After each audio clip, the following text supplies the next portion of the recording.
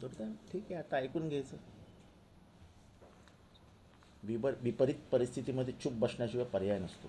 आणि आता विचार मांडणंच लोकांना आवडत नाही ना. वैचारिक लढाई लढायचीच नसते. एखादा विचार मांडला की खाली तुझ्या सगळ्या सगळ्या आई बहिणी सगळं सगळं सगळं रस्त्यावर येतं. आता त्यांनी का केलं नाही, का केलं, हे काही आपण सांगू शकत नाही. मी तेच सांगतो, माझे काही विचार आहेत ते मी मांडत असतो. तुम्ही जे म्हणाले की जाती मताचा वास येतो या नाही, मी सगळ्या असं कुठेही म्हटलेलं नाही. आवाज साहेब, कालही तुम्ही मुद्दा मांडून प्रश्न विचारला होता की राम जे आहे ते बहुजनांचे आहेत, क्षत्रिय आहेत आणि एकदा समोरच्यांनी खुलासा करावा की ते नव्हते, मात्र अजूनपर्यंत काही रिप्लाय नाही. नाही, माझा प्रश्न एवढाच आहे की ज्या पद्धतीने माझ्यावर गेले काही दिवसापासून आया बहिणींवरनं शिव्या देणं वैचारिक लढाई आहे. मी साधा प्रश्न विचारतो की राम क्षत्रिय होता का नव्हता, एवढं उत्तर देऊन टाका ना. द्यायला कोणी पुढे येत नाही. काय येत नाही, गीताचं संपून टाका ना विषय. आमच्या दृष्टीनेही राम जेव्हा आम्ही आमचा म्हणतो तेव्हा आमचाच म्हणतो. प्रभू श्रीराम हे श्रद्धेय आहेत. त्यांची प्रत्येकाच्या मनात एक आदराची कल्पना आहे. आई वडिलांचा ऐकणारा राम, वडिलांच्या शब्दाला जागणारा राम, विपरीत परिस्थितीत अधर्माविरुद्ध लढणारा राम, कुठलाही भेदभाव न मानणारा राम, कुठल्याही सत्ता लोलूप, म्हणजे लंका ताब्यात घेतल्यानंतरही ती लंका लक्ष्मणाला आरामात देता आली असती, त्यांनी नाही दिली. त्यांनी विभीषणाला दिली.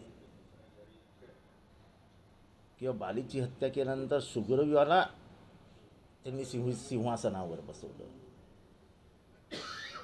आणि त्यांचे बंधू भरत यांनी तर सिंहासनावर रामाच्या पादुका ठेवून राज्य चालवलं. इथे तर कधी मी याला कापतो आणि राज्य ताब्यात घेतो, पक्ष पडतो नाही का आपण. आणि ते लोक आम्हाला मर्यादा पुरुषोत्तम राम समजवणार. दुर्दैव ठीक आहे, आता ऐकून घ्यायचं. विपरीत परिस्थितीमध्ये चूप बसण्याशिवाय पर्याय नसतो.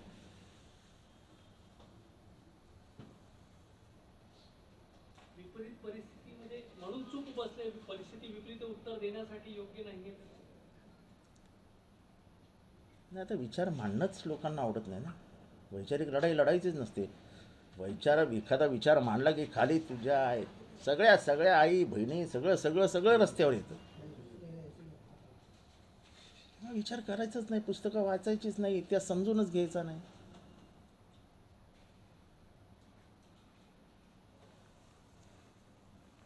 त्यामुळे आता हा ज्वर आहे, ज्वर.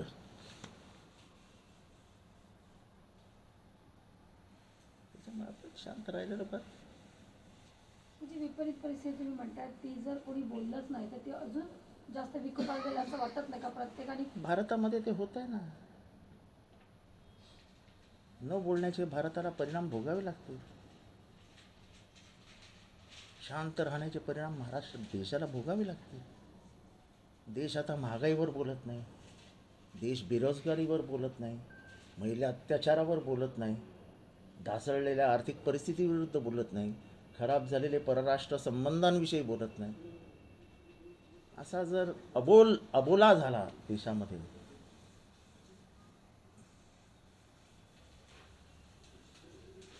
म्हणजे आपले पूर्वज इंग्रजांशी का भांडले, का बोलले, का तुरुंगवास सहन केला, का त्यांच्या विरुद्ध आंदोलनं केली, हेच मला कळत नाही.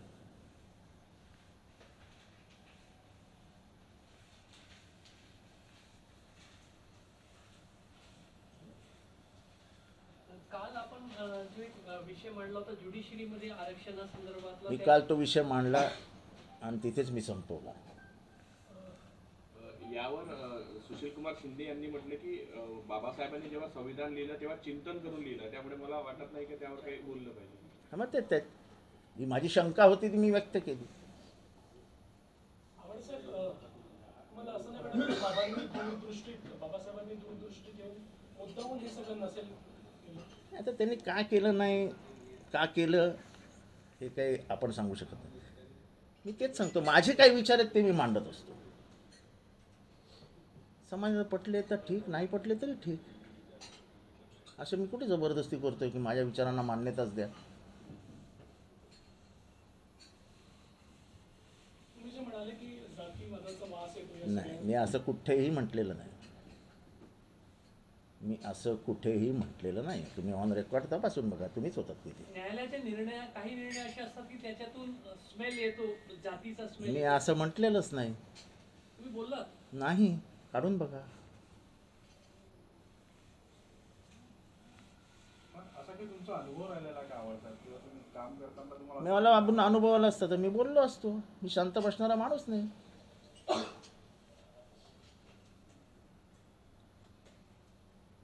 मी बोललो ना, माझ्या आईला कधीच पूजेला बोलवत नव्हतं सोसायटीमध्ये. हे बोलून टाकलो मी. ती वेदना आहे माझ्या मनात, आजही ती वेदना कायम आहे. कारण का ती बिचारी एकटी बसलेली असायची. तिने कधीच आम्हाला सांगितलं नाही. पण जसं आम्ही वाचत गेलो, वर्णद्वेष समजत गेलो, चातुर्वर्ण समजत गेलो, तेव्हा आमच्या लक्षात आलं की आपल्या आईला का बोलवलं जातं. हे मी बोलून दाखवलं ना. तेव्हा मी घडलेला प्रसंग लपवणाऱ्यातला माणूस नाही. जो हुआ उसको डंके की चोट पे बोलो. आपला अपमान मनात कशाला ठेवायचा, बोलून दाखवायचा. हो, माझा अपमान झाला. साहेब काल तुम्ही एक्झॅक्ट जे शब्द होते ते असे होते की न्यायपालिकेचे काही निर्णय असे असतात की ते पाहून त्यातून जातीयतेचा वास येतो, असं तुम्ही बोलले होते. तर असे काही निर्णय आहेत का जे तुम्ही सांगू शकाल की पर्टिक्युलर? म्हणजे पर्टिक्युलर असे काय माझ्यासमोर निर्णय नाही आहेत. आणि मी असं कुठल्या निर्णयाला धरून बोललेलो नाही. काहीतरी शोधकार्य तुम्ही केलं पत्रकारांनी एका वाक्यावर, तर बरं. काही निर्णय असे असतात की ते पाहून त्यातून जातीयतेचा वास येतो, असं तुम्ही बोलले होते. तर असे काही निर्णय आहेत का जे तुम्ही सांगू शकाल की पर्टिक्युलर? म्हणजे पर्टिक्युलर असे काय माझ्यासमोर निर्णय नाही आहेत. आणि मी असं कुठल्या निर्णयाला धरून बोललेलो नाही. काहीतरी शोधकार्य तुम्ही केलं पत्रकारांनी एका वाक्यावर, तर बरं होईल. सगळंच प्रश्न विचारून त्याच्याकडनंच उत्तरं घ्यायची, याला पत्रकारिता म्हणत नाहीत. मी इशारा दिला आहे, तुम्ही शोधून बघा ना जरा. तुम्हाला असं वाटतंय की जाती व्यवस्था आपण म्हणतोय की आपण प्रगतिशील भारताकडे जातोय, प्रगतिशील होतो, त्याच्या अजून जातीव्यवस्था घट्ट करतोय आपण. पण जाती व्यवस्था अजूनही आहे प्रत्येक ना. क्षेत्रामध्ये अजूनही कायम आहे असं वाटतं का? प्रत्येक क्षेत्रात कायम आहे. मध्ये IAS-IPSचं प्रातिनिधिक स्वरूप आलेलं 4% पण नाही आहेत. आपल्या मंत्रालयात जाऊन बघा ना किती टक्के. म्हणजे जो मूळ बाबासाहेबांचा हेतू होता की प्रातिनिधिक स्वरूपात हा समाज दिसला पाहिजे, म्हणजे हा समाज मेनस्ट्रीममध्ये येईल. बाबासाहेबांनी रिझर्वेशन म्हणजे आर्थिक उन्नतीचं साधन ठेवलं नव्हतं, की ज्यांना समाजाने मान्यताच दिली नाही, मनुष्य म्हणून जगूच दिलं नाही, अशा लोकांना त्यांनी आरक्षणाची तरतूद करून ठेवली की यांना मुख्य धारेत आणा. 5000 वर्ष मुख्य 5000 वर्ष नाही, जेव्हापासनं हा देश किंवा हे काय आपल्या काय जे काय असेल ते अस्तित्वात आलं, तेव्हापासून तुम्ही एका वर्गाला मान्यताच देत नव्हतात. त्यांना शिक्षण नाही, त्यांना घर नाही, त्यांना शेती नाही. अशा वर्गाला प्रतिनिधित्व मिळावं म्हणून तर आरक्षण आलं. मग तुम्ही साधा विचार करा ना. सगळ्या शाळा, तुमच्याही शाळा या आता म्युन्सिपाल्टीच्या प्रायव्हेटायझेशनकडे चालल्या आहेत. किती टक्के झोपडपट्टी आपल्याकडे नागपुरात? त्यांची पोरं कुठे जाणार शिकायला? 5 शाळेंचं एकत्रीकरण करताय जिल्ह्यामध्ये. काही काही गावापासून शाळा 15-15 किलोमीटर दूर असतील. कशी जाणार चालत? आपण बोलायचंच नाही असं ठरवल्यावरती मग एक नवीन वर्ग तयार होईल. म्हणजे शिक्षण हे सर्वत्र पसरावं, सर्वदूर जावं, हा डॉक्टर बाबासाहेब आंबेडकरांचा किंवा महात्मा फुलेंचा का शाहूंचा विचारच प्रवृत्त होतोय. फुले शाहू आंबेडकरांचा महाराष्ट्र हा अशिक्षित महाराष्ट्र होईल काही दिवसांनी. कोणाला परवडते फी? CBSE, ICSE, काय ते इंटरनॅशनल, इथे 10वीची शाळा फी भरताना मारामारी आहे. बेरोजगारी वाढते, महागाई वाढते, पगार वाढत नाही आहेत, आणि त्याच्यामध्ये हे अजून एक ओझं. कसं जगायचं माणसांनी? तुमच्या सगळ्या महापालिकेच्या शाळा देता येत आता. झोपडपट्टीतली पोरं जाणार कुठे शिकायला? आणि झोपडपट्टीत राहतं कोण? दलित, OBC, ST हेच राहतात ना तिथे. म्हणजे त्यांच्या जर शिक्षणाच्या वाटा बंदच केल्या तर प्राचीन काळचा भारत परत एकदा या देशात निर्माण होईल, त्याची भीती आहे ना माझ्यासारख्याच्या मनामध्ये.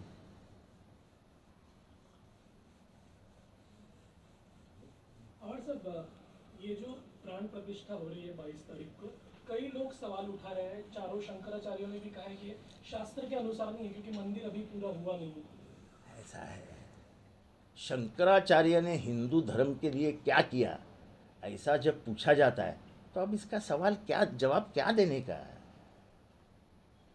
आदि शंकराचार्य ने जो कार्य किया, तब की जो धार्मिक लड़ाई थी वो खत्म की और हिंदू धर्म को एक करने का काम करके आगे बढ़ाया. आज जो हिंदू धर्म दिख रहा है वो सिर्फ आदि शंकराचार्य की मेहरबानी है, और ये पीठ अभी के नहीं है. आदि शंकराचार्य के ज़माने से ये पीठों का निर्माण किया गया है. अब जो बैठे हैं वहाँ पे वो आदि शंकराचार्य के उत्तराधिकारी है. और आप पूछते हो कि शंकराचार्य ने किया क्या, तो इसका मतलब आपको हिंदू धर्म ही नहीं मालूम. इसी के लिए बोलते हैं हम विचारों से लड़ो.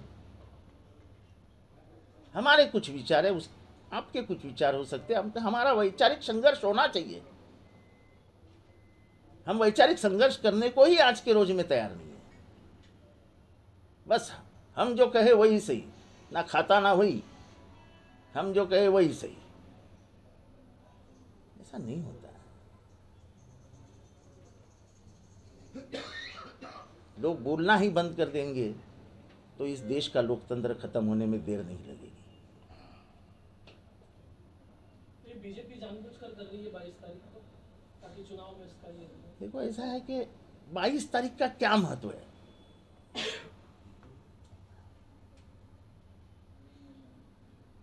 बाईस तारीख का कोई राम से संबंध है? कोई पूजा पाठ करने का दिन है? क्योंकि पिछले 1970 के पहले इलेक्शन में शायद राम के नाम का इस्तेमाल हुआ था. तब से लेके आज तक हर चुनाव में राम ही के नाम पे इलेक्शन लड़ा जाता है. आज से 40-45 दिन में इलेक्शन डिक्लेयर हो जाएगा.